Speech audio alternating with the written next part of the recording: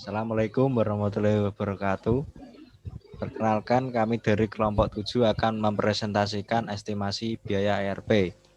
Sebelumnya perkenalkan, nama saya Afif Nur Alfianto, NIM 2018-53079, dan yang kedua Danis Muhammad Aziz Vicky, NIM 2018-53071, ketiga Wahyu Susilo Utomo, NIM 2018-53084.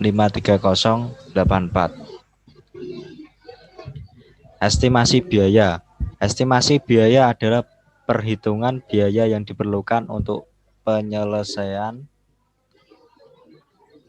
suatu kegiatan atau pekerjaan sesuai dengan persyaratan atau kontrak.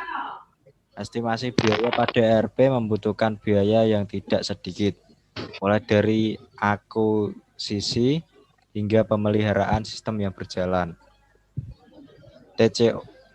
TCO atau Total Cost Ownership, biaya yang dikeluarkan oleh perusahaan untuk menjalankan sistem ERP. Biaya yang dihitung mulai dari pembelian sistem hingga pemeliharaan sistem yang sedang berjalan. TCO terdiri dari komponen biaya, direct cost, indirect cost, one time cost, dan ongoing annual cost atau biaya rutin tiap tahun. Direct cost dan indirect cost. Direct cost meliputi biaya software, lisensi kontrak, dukungan teknis, dan konsultasi. Indirect cost meliputi biaya untuk membayar gaji karyawan yang akan mendukung sistem. Karyawan yang mendukung terdiri dari karyawan yang berada pada departemen teknologi, informasi, ataupun di luar departemen tersebut, termasuk pembuat kebijakan dan keputusan implementasi sistem ERP. Selanjutnya akan dibacakan oleh Muhammad Danis. Selanjutnya adalah one time cost dan ongoing annual cost. Yang pertama, penghitungan biaya ini diklasifikasikan berdasarkan pengeluaran biaya dalam pembelian software sistem ERP.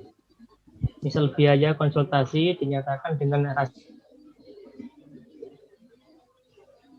biaya pembelian software.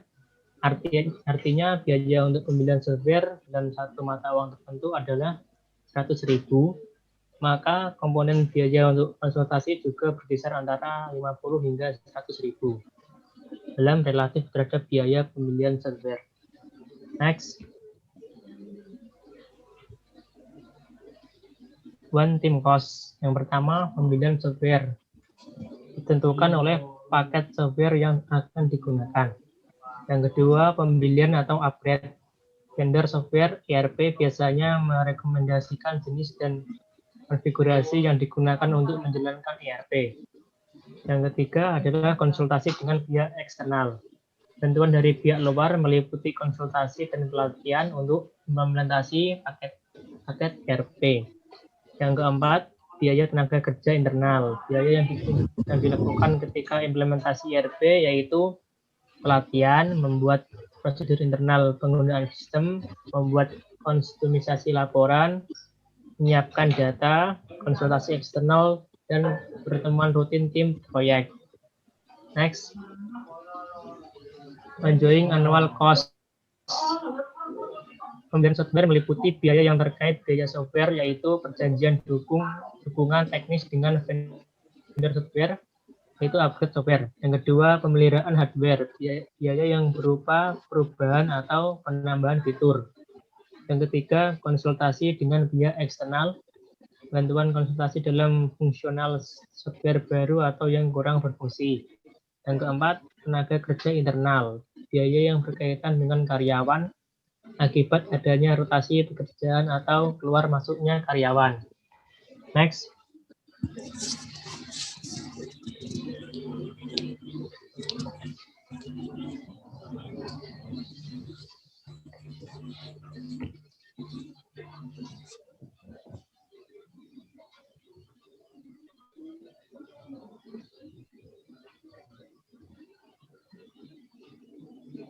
Next.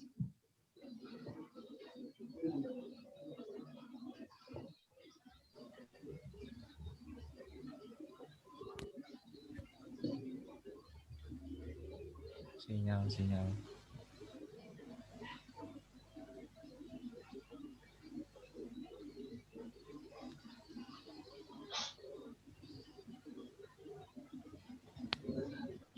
Selanjutnya adalah metode function point.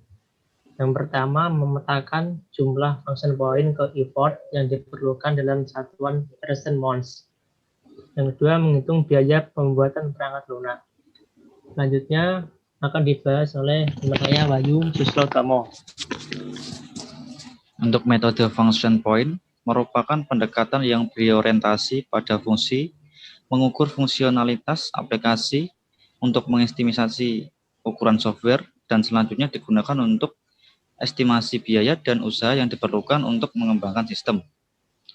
Tahap-tahap menghitung function point: A. Mengidentifikasi fungsi-fungsi sebagai parameter proyek disesuaikan dengan pendekatan data flow diagram. B. Menentukan tipe fungsi pengguna berdasarkan data flow diagram. C. Masing-masing fungsi yang telah dikelompokkan diberi bobot sesuai dengan tingkat kompleksitasnya. Kemudian setiap nilai dikalikan dengan faktor kali kompleksitas. Masing-masing nilai total seluruh fungsi disebut unadjusted function point. D.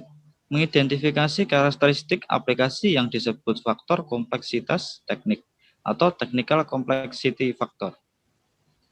E. Menghitung function point. Next. Perhitungan effort dengan use case point. Identifikasi proses bisnis dan pembuatan use case diagram.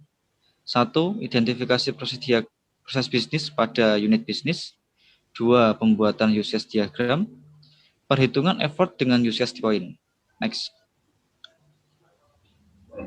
Kesimpulan, kegiatan konstruksi tentu bekerja dengan kontrak yang berisi biaya pengerjaan. Karena itulah, perusahaan konstruksi harus sudah menentukan perkiraan biaya yang tepat sebelum melakukan tender dengan klien. Untuk memudahkan hal tersebut, sistem ERP dapat digunakan untuk menentukan estimasi yang akurat terkait biaya operasional, bahan baku, tenaga kerja, biaya marketing, waktu pengerjaan, pajak, dan lain sebagainya. Bagi perusahaan konstruksi, hal ini akan sangat membantu karena setiap proyek memiliki kebutuhan budget yang berbeda-beda dengan banyak faktor penentu. Mereka juga memerlukan hasil estimasi biaya yang cepat dan tepat.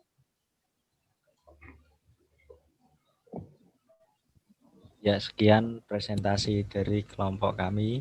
Jika ada kata-kata yang salah atau kurang berkenan, mohon dimaafkan. Assalamualaikum warahmatullahi wabarakatuh.